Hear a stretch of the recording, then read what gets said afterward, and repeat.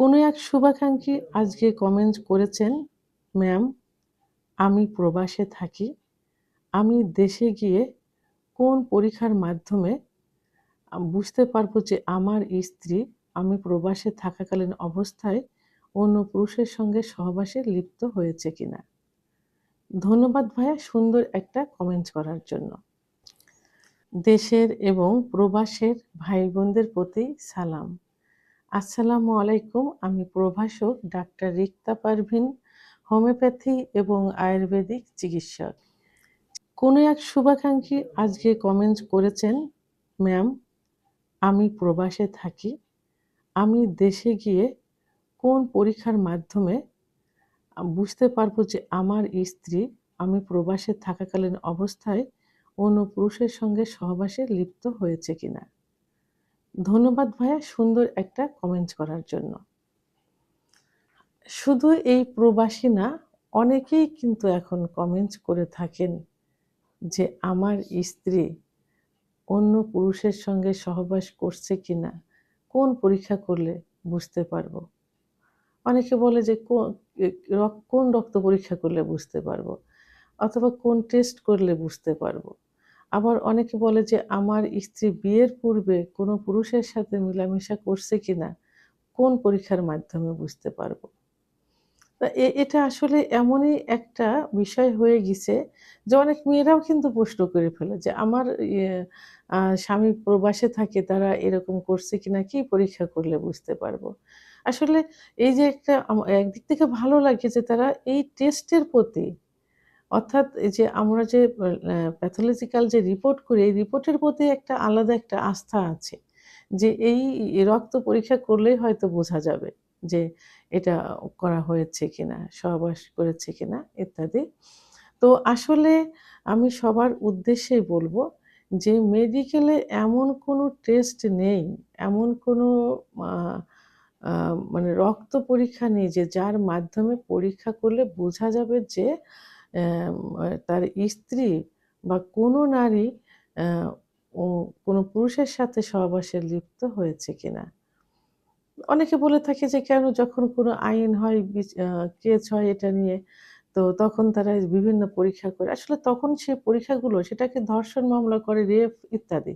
সে পরীক্ষাগুলো সম্পূর্ণ আলাদা। কিছু আম তথ্য থাকে, কিছু শারীরিক আঘাতের চিহ্ন থাকে, কিছু আম কাপড়-চোপড়ের কিছু থাকে, যেগুলো টেস্ট করলে আসলে বোঝা যায় যে সেটা ধর্ষণ না নরমাল না কি, সেগুলো আলাদা। আবার বাচ্চা অনেক পরীক্ষা করে যে কার বাচ্চা, এটা ডিএনএ টেস্ট করলে সেটা আলাদা একটি। কিন্তু সহবাস করেছে কিনা সেটা আসলে ওইভাবে কোনো পরীক্ষায় বোঝা যায় না। তবে সাময়িক পরীক্ষা কিছু আছে যেটা করলে সেটা খুব আর্লি ২ থেকে ৩ দিনের মধ্যে যে পরীক্ষা করলে কিছুটা বোঝা যাবে।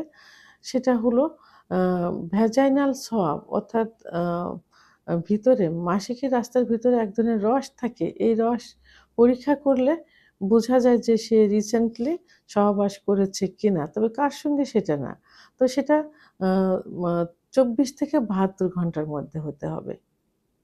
মানে ভেজাইনাল সোয়াব, অর্থাৎ মাসিকের রাস্তার ভিতরে যে রসটা থাকে, এই রসটা পরীক্ষা করলে বোঝা যায় যে সহবাস করছে কিনা। আরেকটা হলো কিছু আধুনিক পদ্ধতির একটা টেস্ট, সেটা হলো ডিএনএ টেস্ট। এটা করলেও কিছুটা বোঝা যায়। সেটা অবশ্যই ৭ দিনের মধ্যে এই পরীক্ষাটা করতে হবে। এরপরে করলে কিন্তু কোনো কিছুতেই বোঝা যায় না। সে ভেজাইনাল সোয়াব নিয়েই হোক আর ডিএনএ করে হোক, সেটা এই ৫-৮ দিনের পরে যে পরীক্ষা করলে কিন্তু বোঝা যায় না। তবে কিছু সমস্যা আছে যারা এখনো কিন্তু এটা ভাবে যে কিছু যৌনবাহিত রোগ, অনেকে কিন্তু বলে যে তার তো সিফিলিস গনোরিয়া হবেই। কারণ সে একাধিক পুরুষের সাথে সহবাস করে। তো এই যে এটা একটা ধারণা আছে যে পরপুরুষের সাথে সহবাস করলেই আ মাসিকের রাস্তায় ঘা পাচড়া হয়। সেটা পুরুষের ক্ষেত্রে হতে পারে, মহিলাদের ক্ষেত্রেও হতে পারে। তো সাধারণত আম যৌনবাহিত রোগগুলো ম এই যৌন মিলনের মাধ্যমেই কিন্তু হয়ে থাকে। যারা এই যে পতিতালয়ে থাকে এবং যে পুরুষ একাধিক নারীতে আসক্ত, ওই যে কিছু কলগাল জাতীয় মেয়ে থাকে, ওই মেয়েগুলো তো বিভিন্ন একাধিক পুরুষের সঙ্গে থাকে। নির্দিষ্ট কোনো পুরুষের সঙ্গে থাকে না। অনেক সময় প্রোটেস্ট ব্যবহার করে না। তখন তাদের কিন্তু এই যৌনবাহিত রোগগুলো কিন্তু হয়। তো বা হয়ে থাকে। আমরা অনেক চিকিৎসা করেছি। দেখা গেছে এখানে সিফিলিস, গনোরিয়া, ঘা-পাছরা হয়ে একদম ভরে গেছে। এটা পুরুষেরও কিন্তু হয়, মহিলাদের হয়। তো কিছু পরীক্ষা আছে, এই পরীক্ষাগুলো করলে এটা বোঝা যায় যে হ্যাঁ, তারা যৌনবাহিত রোগে আছে কিনা এবং আ এরা যদি হাসব্যান্ড না থাকে তাহলে সেই ম মেয়ের কিভাবে হবে? অবশ্য এই রোগগুলো যে আ সরাসরি যৌন মিলনের মাধ্যমে যাবে সেটা না।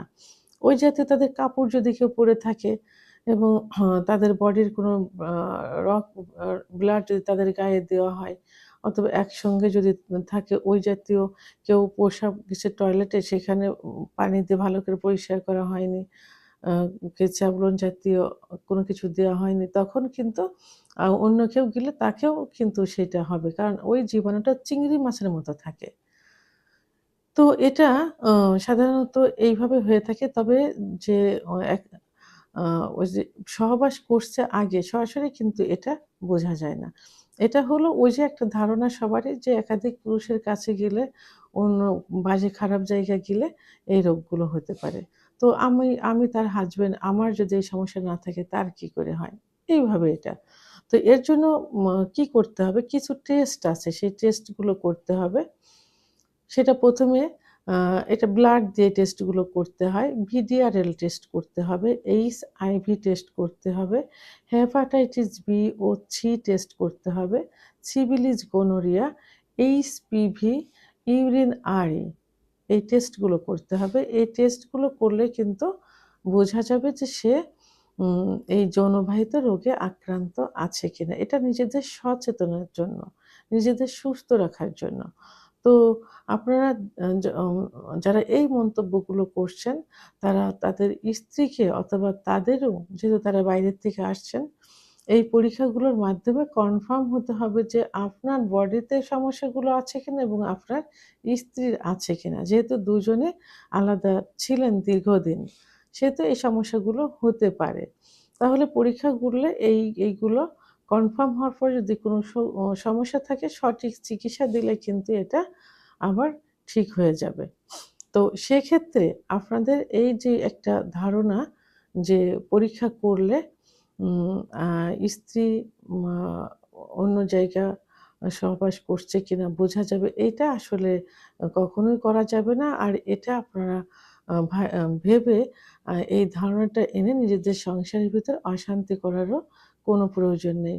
নিজেকে সতর্ক রাখতে হবে, স্ত্রীর প্রতি আস্থা অর্জন করতে হবে। মেইন হলো আস্থা এবং ভালোবাসা। আস্থা নিয়ে আপনাদের দূরে থাকতে হবে, ভালোবাসার বন্ধনে আবদ্ধ থাকতে হবে। স্ত্রী আপনার ছাড়া কোথাও যাবে না, আপনিও স্ত্রী ছাড়া কোথাও যাবেন না। এটা একমাত্র দুজনের ভালোবাসার মাধ্যমে কিন্তু হয়ে থাকে। সে ভালোবাসা এতটাই মজবুত হতে হবে যে মৃত্যুর আগ পর্যন্ত যদি আপনি দূরে থাকেন, তাকে আপনি সন্দেহ করবেন না। সে যদি দূরে থাকে সেও আপনাকে সন্দেহ করবে না। এটা একান্তই ভালোবাসার বহিঃপ্রকাশ। ভিডিওটি সম্পর্কে যদি কোনো মতামত থেকে থাকে অবশ্যই কমেন্টের মাধ্যমে জানাবেন।